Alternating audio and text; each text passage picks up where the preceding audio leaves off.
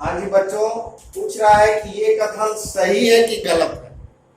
जहां पर स्टार क्या है आपका स्वेच्छ द्विधारी है, तो स्वेच्छ द्विधारी आपका प्लस माइनस गुना भाग होता है, लेकिन यहां पर केवल प्लस और गुना चलेगा, क्योंकि जब हमको एन में देखना है तो एन में अगर दोनों को हम ए स्टार ए, जब स्टार का मतलब हम प्लस लेते हैं तो ए स्टार ए बराबर ए प्लस ए, मतलब 2a आ रहा है, ए के बराबर नहीं आ रहा। और जब हम स्टार का मतलब मल्टीप्लाई लेते हैं तो ए स्टार ए का मतलब हो गया ए इंटू ए बराबर ए स्क्वायर, ये भी ए के बराबर नहीं आ रहा।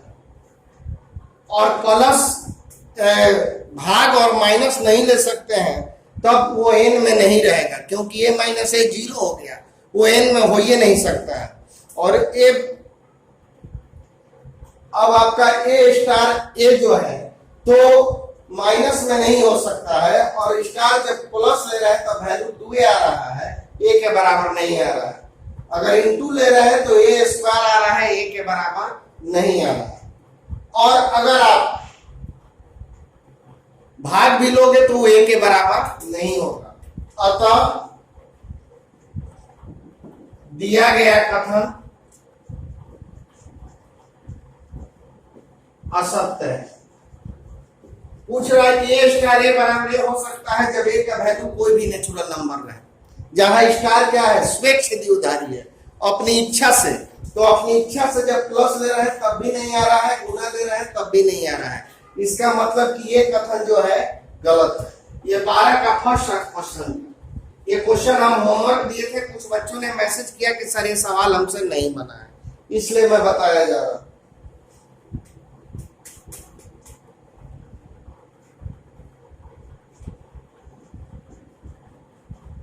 अगला क्वेश्चन है एम जो है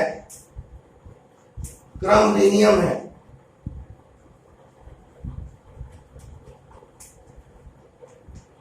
तो ए स्टार बी स्टार सी, सी स्टार बी स्टार ए, तो क्या ये दोनों बराबर है? ये आपको बोल दिया कि स्टार क्रम विनियम है, तो इतना बराबर है कि नहीं। अगर बराबर आ जाएगा तो कथन सत्य है, और अगर बराबर नहीं आया तो कथन असत्य है। तो आप एलएचएस लो, ए स्टार बी स्टार सी। आप बी स्टार सी को मन करें तो सी स्टार बी लिख सकते हो, क्योंकि क्वेश्चन में कह दिया है कि क्रम विनियम है, तो क्रम विनियम का मतलब हम आपस में इंटरचेंज कर सकते हैं। और फिर ये वाला इधर और ये वाला इधर कर दो, तो सी स्टार बी स्टार ए बराबर आ गया आरएचएस। अतः दिया गया कथन सत्य है।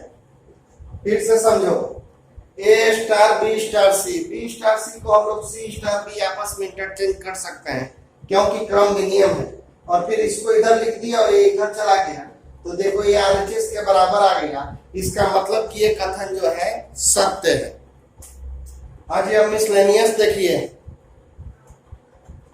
एफ जो पी है वो भी रियल नंबर है और जी भी जो है रियल नंबर है। एफ एक्स बराबर दिया हुआ है 10x प्लस 7, और कॉफ बराबर दिया हुआ है तत्समक आइडेंटिटी फंक्शन। तो जी निकालना है, जी निकालना है बच्चों। गॉफ बराबर फॉक बराबर तत्समक अवयव है, तो ये बतलाता है कि जी जो है एक का व्युत्क्रम। गॉफ बराबर फॉक बराबर आई आने का मतलब हम परिभाषा में लिखवाए हैं कि अगर गॉफ बराबर फॉक बराबर आई है तो जी जो है वो एफ का क्या हो गया, व्युत्क्रम हो गया। तो अब हम एफ का बस व्युत्क्रम निकाल देंगे और वही हमारा जो है जी हो जाए। तो माना कि एफ एक्स बराबर वाई, तो y बराबर हो गया 10x प्लस 7, तो y माइनस 7 बराबर हो गया 10x, तो y माइनस 7 बाई 10 बराबर हो गया x, यानी x आपका हो गया y minus 7 by 10। F x बराबर मान लिए वाई, वाई बराबर हो गया 10x प्लस 7, तो वाई माइनस 7/10 बराबर आ गया एक्स। और एक्स को हम लोग क्या बोलते हैं, एफ इनवर्स वाई। पिछले वीडियो में बताए हुए हैं कि कभी भी एक्स निकल जाए तो कितना के बराबर होता है, 1.3 एक्सरसाइज में बताया है एफ इनवर्स वाई। और इस क्वेश्चन में एफ इनवर्स कितना के बराबर है, जी एफ का व्युत्क्रम है। जी एफ का व्युत्क्रम का मतलब क्या हो गया कि जी जो है एफ इनवर्स के बराबर है, तो हम एफ इनवर्स हटा के यहाँ पे जी वाई लिख सकते हैं और यही आपका फंक्शन मिल गया। हाँ जी बच्चों, यहाँ पे सिद्ध करना है कि एफ व्युत्क्रमणीय है और फिर एफ का प्रतिलोम भी निकालना। तो व्युत्क्रमणीय के लिए आपको बताएं कि फलन को एकैकी आच्छादक दिखाना होगा। व्युत्क्रमणीय फलन के लिए फलन को एकैकी आच्छादक दिखाना होगा, तो आपको ये फलन एकैकी आच्छादक दिखाना होगा।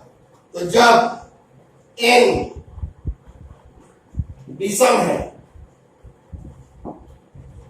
तो fn बराबर n-1, fn1 लोगे n1-1, fn2 लोगे n2-1, इमेज को बराबर करो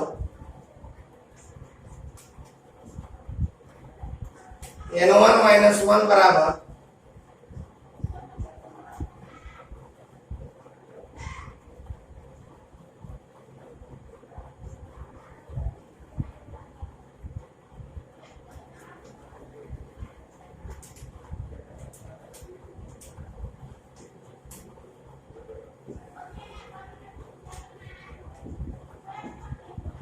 जब n सम है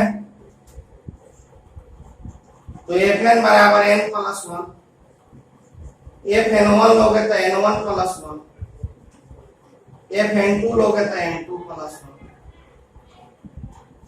इमेज बराबर करो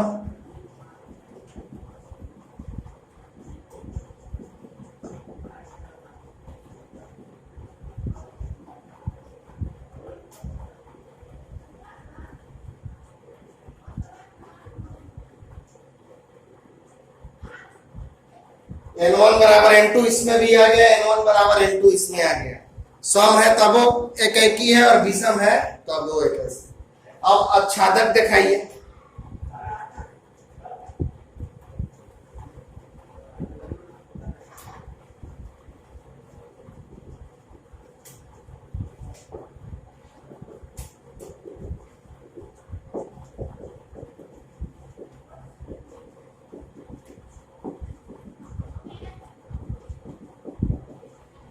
बच्चों y क्या है इसमें, याद करो आच्छादक कैसे बोले थे, पहले y दिखाइए। y क्या है, होल नंबर, पूर्ण संख्या। w का मतलब होल नंबर, w का मतलब होता है होल नंबर। होल नंबर का मतलब हो गया पूर्ण संख्या। तो y जो है पूर्ण संख्या, जो 0 1 2 3 4 ये सब 0 1 2 3 4 ये सब आपका पूर्ण संख्या है। तो y आपका क्या है, होल नंबर। और जब y होल नंबर है तो y+1 क्या होगा ये बताओ। हम क्या बोले थे कि n उस समय x रहता था, तो पहले हम y दिखा देते थे, फिर x का value in the form of y। तो y होल नंबर है तो y+1 होल नंबर होगा। किसी भी होल नंबर में एक जोड़ोगे तो होले नंबर ना आएगा। जैसे 0 है होल नंबर, इसमें एक जोड़ दिए तो 1 आया, होल नंबर है। एक होल नंबर है उसमें एक जोड़ दिए 2 आया, वो भी होल नंबर है। तो जब y होल नंबर है तो y+1 भी क्या होगा, होल नंबर होगा। और जब y+1 होल नंबर है तो n भी क्या होगा, आपका होल नंबर होगा। अतः ये फलन आच्छादक है। ये जो फंक्शन है आपका आच्छादक है। एक विषम के केस में हो गया और इसी तरह से एक बार सम के केस में निकाल लीजिएगा, तब फाइनल आच्छादक हो जाएगा। और तब नीचे लिख देंगे कि अतः यह व्युत्क्रमणीय है, अतः यह व्युत्क्रमणीय है। क्या है, क्योंकि ये फलन जो है आपका एकैकी और आच्छादक दोनों है। ये फलन जो है एकैकी आच्छादक है, इसलिए क्या हो गया आपका व्युत्क्रमणीय है। ये भी फलन एक ही है, ये भी फलन एक ही है, और ये फलन आच्छादक है। एक वो चीज इसमें छोड़ दिए हैं, एक बार सम लेके आप चलोगे उस केस में भी आ जाएगा आच्छादक। तो नीचे लिख दिया जाएगा आपका ये व्युत्क्रमणीय है। नीचे थोड़ा सा ये लिखने के बाद सम वाला दिखा दीजिएगा। इसके बाद अब इसका प्रतिलोम देखो, +1 बराबर है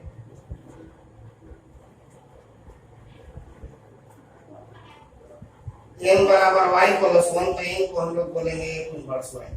देखो पीछे वाला सवाल में जब n x रहता था तो x को बोलते थे, और इस क्वेश्चन में n है तो n को बोलेंगे। और जब n सम है, fn बराबर मान लो y, तो y बराबर हो गया n +1, तो y -1 बराबर हो गया n, तो n बराबर हो गया y -1, तो इसका हो गया f इनवर्स y बराबर y -1। दोनों केस में आपका f इनवर्स निकल गया, जब सम है तब भी और विषम है तब भी। एक चीज छोड़े हुए हैं, जब n सम है तब आप इस तरह से दिखाएंगे।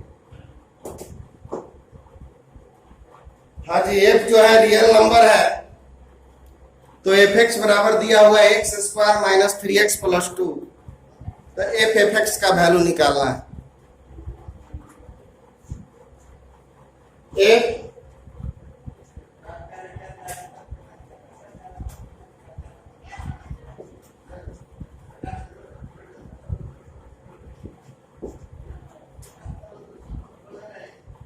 इसको y मान लीजिए, तो ये आपका हो गया fy। fx के जगह पे ये वाला वैल्यू रख दिए, इतना को y मान लिए तो fy हो गया। तब बच्चों fx का वैल्यू ये है, तो fy का वैल्यू बताओ। y² - 3y + 2, fx का वैल्यू ये है, तो fy का वैल्यू हो जाएगा y² - 3y + 2। चलो अब y² के जगह पे वैल्यू रखो, y का वैल्यू रखो तो x² - 3x + 2 का -3 -3x² - 3x + 2 फिर y के जगह पे फिर वैल्यू रख दो। अब इसको तोड़ो तो फॉर्मूला में a - b + c, a² + b² + c² + 2ab + 2bc + 2ac - 3x² + 9x - x + 2। और अब देखिए इसका वैल्यू हो गया x4, 9x² 4 - 6x³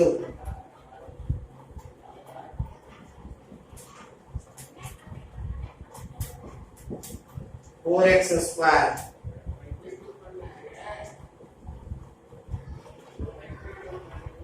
अब जोड़ दीजिए,